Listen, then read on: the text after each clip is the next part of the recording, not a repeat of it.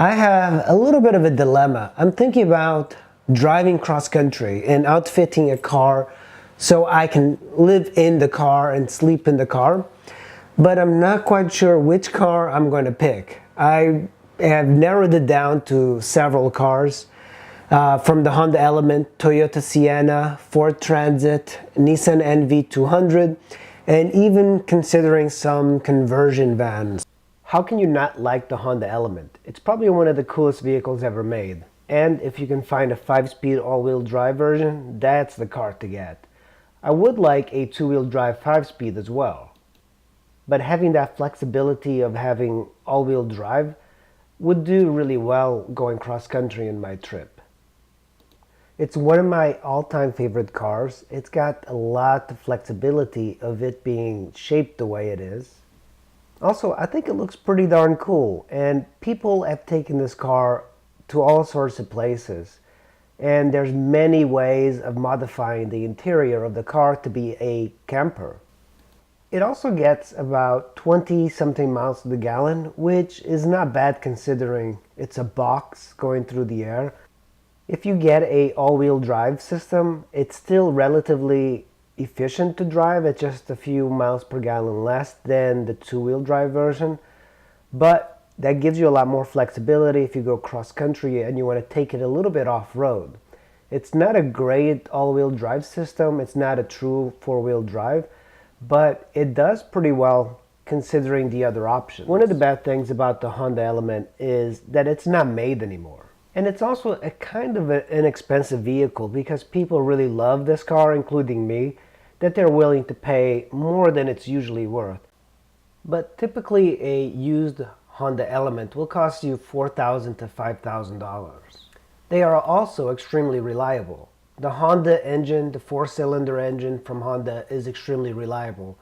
The one thing I find lacking is if you get an automatic transmission, they tend to slip quite often in the Hondas. Not all the time, but I've had quite a few Hondas and automatic transmissions have always been a weak spot. The rubberized floor also helps quite a bit in upkeep in the long run. I think what I like about the Element is that I'm able to put a bicycle upright in there and still have a bed to sleep in. Since this is going to be a live out of your vehicle sort of thing, I want something to be stealthy, and the Honda Element doesn't stand out if you put it in a parking lot. People have done extremely creative things with their Honda Elements. This is something that you kind of pay for because the Honda Element starting price is a little bit high. And keep in mind that finding a low mileage Honda Element is extremely tough. Since the car is not being made anymore, you really have to scavenge online to find a decent low mileage Honda Element. And oftentimes it's never like the color that you like, or it's not the right transmission. Especially in my case, I want a 5-speed transmission. It also helps to have a car that's got some character. The Honda Element's got a lot of character. And I think that's one of the reasons I really like it. It's got quite a bit of space inside, and it's easy to remove the rear seats. And a lot of people put full-size beds in there. Like, one of the things I would like is the ability to store my bike inside the car. And the Honda Element lets you do that and still have ample size for a bed inside. I probably wouldn't get the pop-up camper because it's so expensive, but the Honda Element does have the option of the e-camper. Another option is for a Toyota Sienna. The Toyota Sienna I do like because it's a Toyota, and if you guys know anything about me, I really like Toyotas because I've had very good luck with all sorts of Toyotas, and generally they're probably the most reliable and well-built vehicles in the market. I like the looks of the Sienna. They're very sleek, and one of the great things I found about this van, even though it's a very large van, it gets 27 miles to the gallon on the highway. It's got 300 horsepower and it's got the capability of towing 3,500 pounds. You also have the option of getting like really nice cushy leather seats, which is probably something I would like. The leather seats make it much more comfortable to drive for long periods of time. But even though it gets 27 miles per gallon on the highway, I probably would not enjoy driving this all the time. It is a rather large vehicle. Since I would be buying this van used, in the DC metro area, they cost about $3,000 to $5,000, which is not bad considering the amount of car that you would get out of this. Also, for a little bit more money, you have the option of having a all-wheel drive version of the Sienna, which I don't particularly care too much for. It is nice to have four-wheel drive, but most of the time I probably would be just going on the asphalt. It is nice to have four-wheel drive, but if it comes to with a sacrifice of mileage, I'd rather have mileage over four-wheel drive. I know a lot of people like to take their stoves and sinks along in their vans. For me, I don't see much point of it. I maybe would get a small portable stove to cook once in a while, but for me, being a little bit more minimalist is a little bit better. I don't want to take a house on the road, and I also don't want a camper setup that weighs too much. I like things to be a little bit simple. I'm not going to be living inside the van. The whole point of taking a car cross country is for you to go out and enjoy and hike and bike and do all of these things that normally you would not be doing. A house is much more comfortable. I don't want to make a van like a house. I want it to be a temporary home so I can rest at the end of the day. And a lot of these camping systems I've seen are overly complex. I think keeping the Toyota Sienna nice and simple and just having a bed in the back and the ability to store some food is really what I'm looking for. I don't want to put like a fridge, a kitchen sink, or anything like that.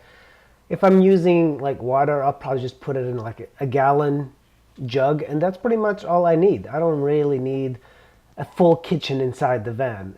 The most important thing to have is really just a bed.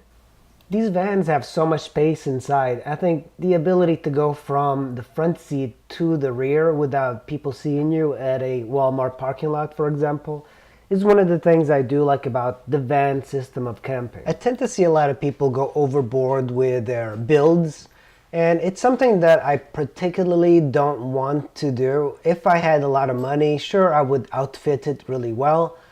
But for me, it's just a way of sleeping in the van. The looks of a minivan could put you off, but for me, I like the stealth aspect of the minivan. The Ford Transit van. So chances are that you're not going to be recognized as a camper with this van. It's very good because it's kind of like the Honda Element. It's got a lot of space inside. It's a little bit higher than a minivan. And on average, on the highway, it gets 29 miles to the gallon. Efficiency for me is paramount, and reliability. Which brings me to the other point. I really don't believe these Ford Transit vans are reliable in the long run. I've had a couple of Ford products, and they're generally, well, I hate to say it, terrible vehicles. They're better than a lot of manufacturers, but in the long run, they are not very good. So it kind of helps to have something with a warranty. But reliability and durability aside, the Ford Transit does make a good camper van. I probably would get the cargo version of the van. It's also a little cheaper, and you can find it used online for about $4,000 to $6,000. And that's a high mileage example of the van. You probably would not want a Ford Transit that's got a lot of miles, because, like I said before, they're not the most reliable vehicles around. You can find a Ford Transit van, for example, for about $15,000 with less than 100,000 miles, like 60-something thousand miles. And I think that probably still has a lot of life left. But, for example, if you get a Toyota Sienna with 150,000 miles, I believe that the Sienna is a much better vehicle than the Ford Transit. It'll probably outlast it too. There are even companies that build pop-ups for these small vans. It's a great idea, but I would never modify it just because it really stands out. And if you start modifying it, it's really gonna like stand out too much. And I prefer to be a little bit more stealth than calling out that I'm camping and sleeping in my vehicle. There are some really good ideas for van modification, and I think the Ford Transit and the NV200 by Nissan really give you the ability to modify it and have a little bit more empty space in the van. That's something I don't like about a lot of the van builds, is that a lot of them feel claustrophobic inside. Everything is just packed in there so tight that you can't really budge. I do like a little bit more space. The Transit van has a little bit more of an open feeling because it is rather wide and a little tall. So for me, this would make a good camper, and I can even take my bicycle along and just fit it pretty well in here. One of the things that I do want is the ability to lay down flat in the back of the van. I don't want to be sleeping in a fetal position or, bringing my legs up in order to fit.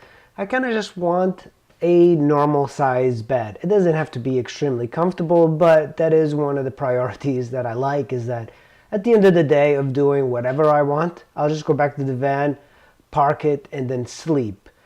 And I need sleep so I can do it the next day. You could get a Transit van that's got some windows like this one, and it's a little bit higher up.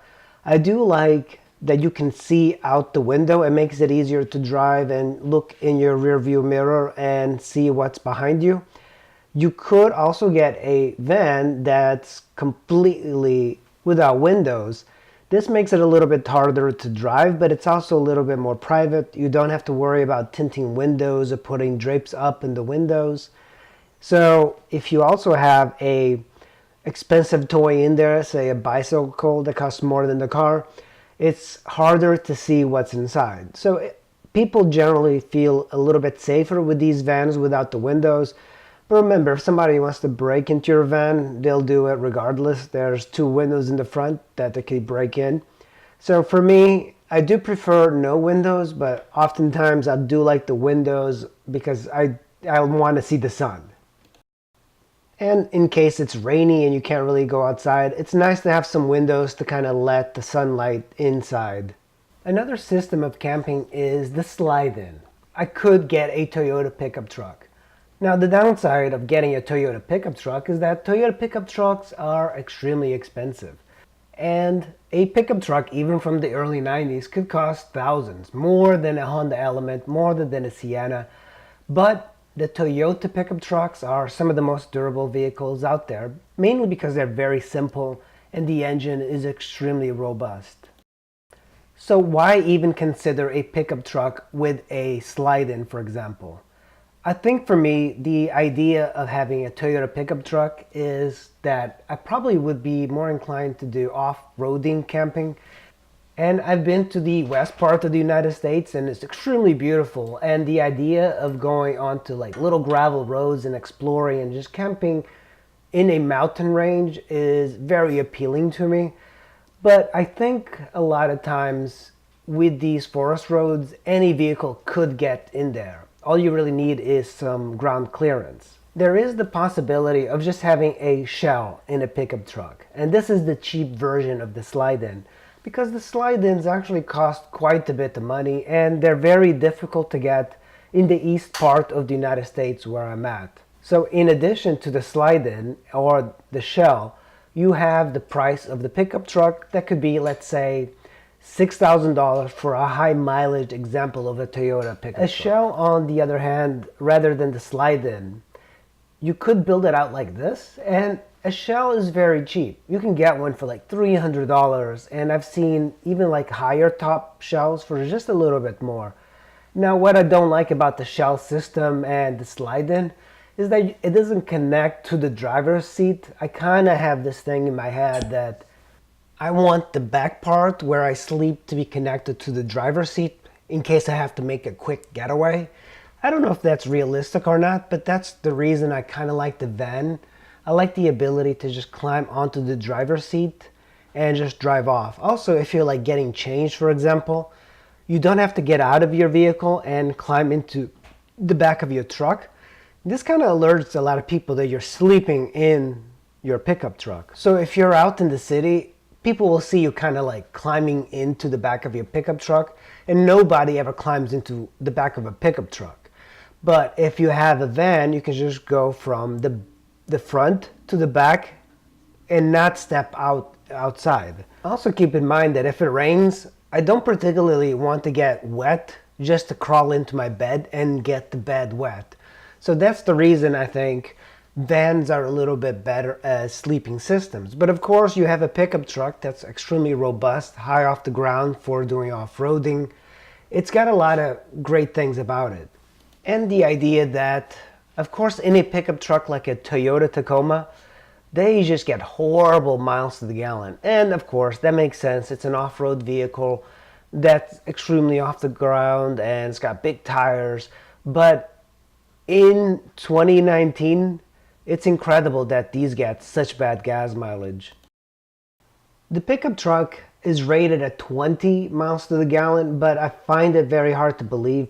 Most Toyota Tacoma pickup trucks I've driven and have experienced have gotten about 15 miles to the gallon. I do like the idea of getting a hitch carrier and putting a motorcycle in it, and I think the Tacoma and the Tundra could do that very well because their frames are a little bit more robust.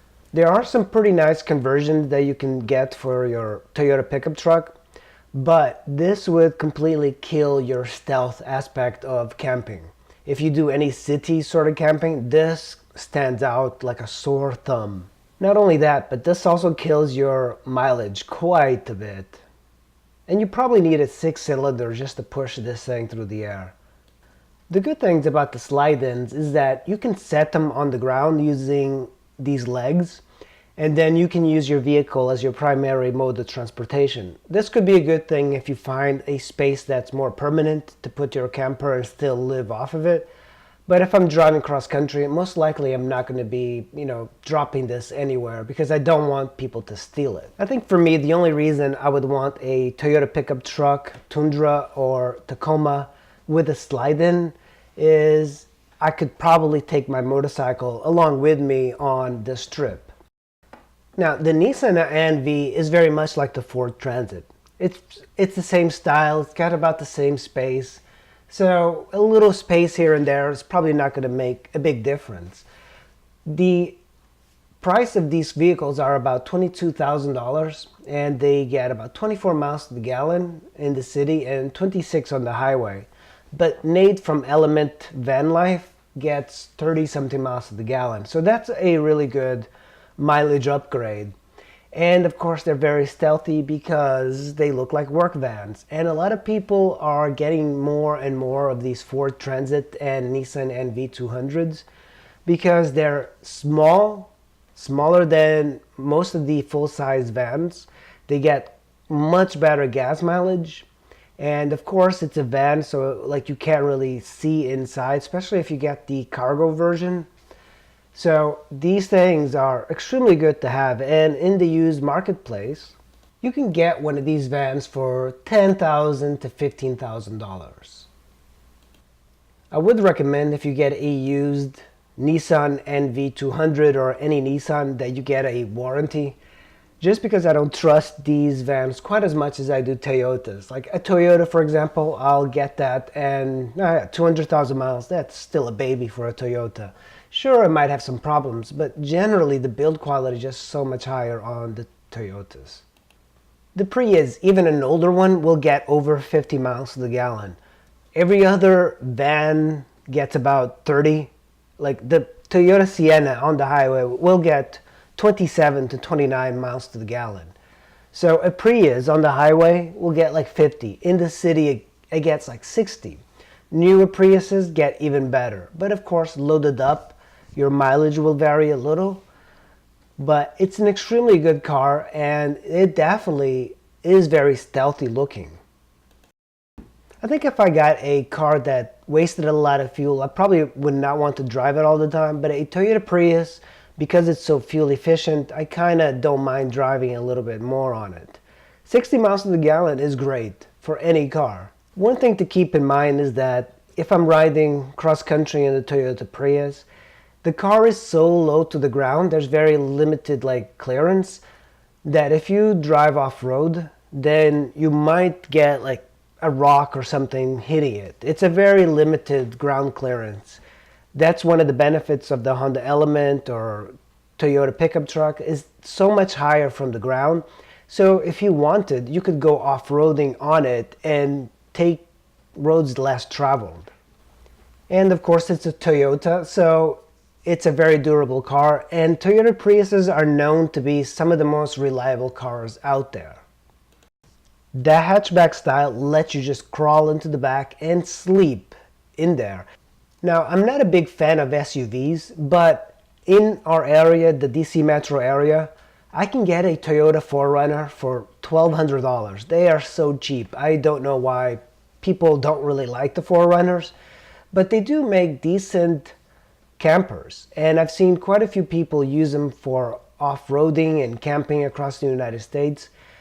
The super downside I don't like, it's an SUV that gets terrible gas mileage. It's kind of like the Toyota Tacoma with a little bit less flexibility.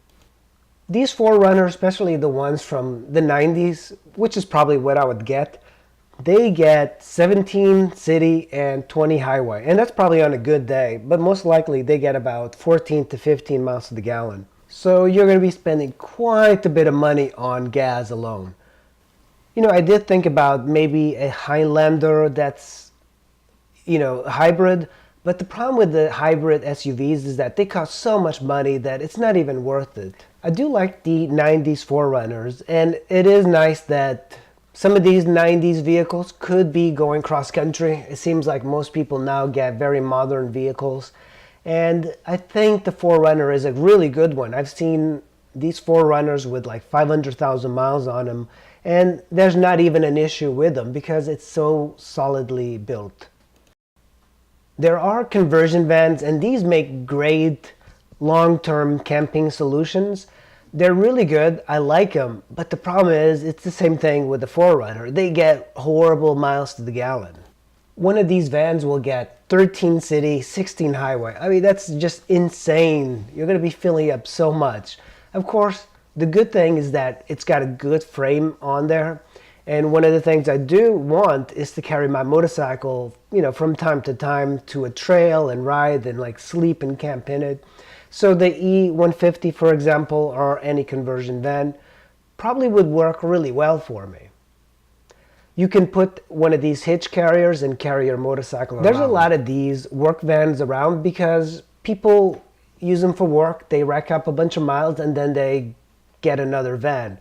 But that is the danger too. It's a large van that gets bad gas mileage that generally is not the most durable and reliable in the long term. There are all sorts of vans out there. There's the regular ones, regular work vans. Then you have the high top ones. You also have special camping vans that you could get. But the problem with that is that they stand out too much, and I prefer just the regular. I would like a high top. If I was going to live on the road for a year or two, a van like this would be great because they really don't stand out very much. And, Ford is everywhere, so you could fix it in many places. But you do have to put aside some money for maintenance because I think these just don't hold up over time. These vans are also very cheap in the DC metro area. A lot of people bought these vans and they went on 1 or 2 camping trips and then they pretty much parked it. So you can get very low mileage vans for very cheap here.